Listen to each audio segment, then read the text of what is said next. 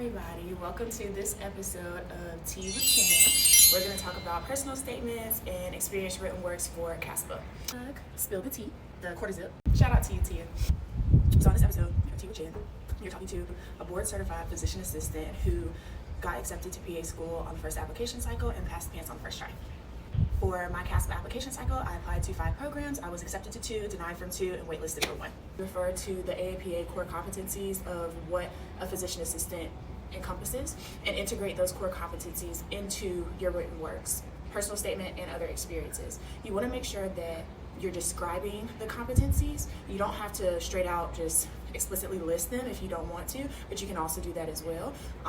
But that will make it clear that you have all of these qualities that align with the profession that you're applying to, and you know what it takes to be. And my head hit the wall. But I had a praying grandmother.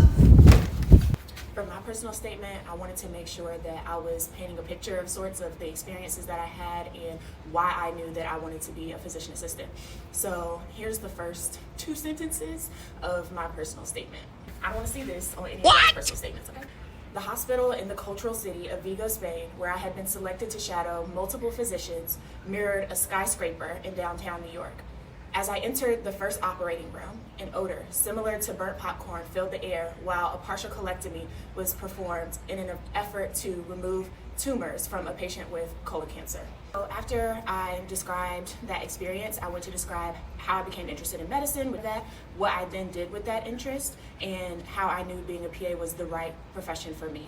We looked at all of the program's mission statements that I was applying to, and I tried to incorporate some of the core competencies from their mission statements as well into my application. After writing my personal statement, showing why I was interested in medicine and the PA profession specifically, and then describing my experiences and highlighting those core competencies of what would make a great PA and showing how I've experienced these things, really tried to leave no room for doubt. If a program was big on something that the other programs were not big on, then it would still be discussed, but more so in the experiences section rather than in the personal statement. For your experiences, you want to make sure you're describing the experience and how it relates to the PA profession. Describe what about you having that experience will make you a great PA. The APA also has a resource that's titled Do's and Don'ts for writing a CASPA personal statement, so you want to make sure that you're following that checklist as well. All right, so I think that's all I have for this episode. So I will see you on Tea with Chan.